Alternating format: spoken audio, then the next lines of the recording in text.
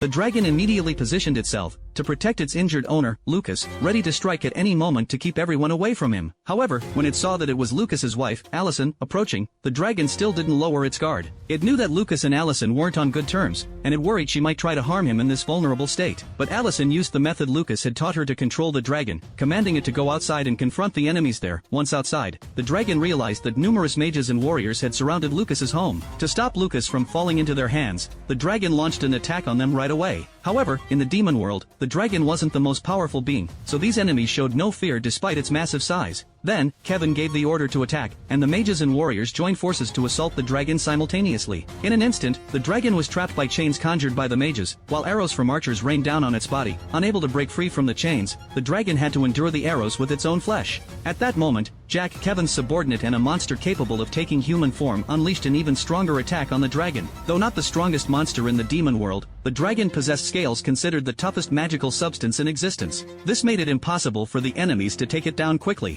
Just as Jack kept up his relentless attack on the dragon, Allison appeared, having just used her magic to stabilize Lucas's injuries. But since she didn't belong to the other Weaver's tribe, she had to avoid revealing her identity. She could only channel her magic into the dragon's body to help it break free from the chains. However, Kevin noticed the dragon's strange behavior and immediately began using his own magic to suppress it. However, within the other Weaver's tribe, Kevin was also a powerful mage, and the only one who could match him was Lucas. To maintain her disguise as a tribe member, Allison had sealed away 80% of her magical power, which made her no match for Kevin at all. In an instant, she suffered a magical backlash from his attack, and a layer of frost began to form on her face. If that frost covered her entire body, she would quickly be frozen solid. Left with no choice, Allison was forced to remove one layer of the magical seal she had placed on herself to counter Kevin's magic. She had originally cast 5 layers of these seals upon herself. However, each layer she removed increased the risk of her true identity being exposed. Furthermore, if anyone discovered Allison was from an outside tribe, even though Kevin and Lucas were sworn enemies, they would first join forces to deal with her before settling their own feud.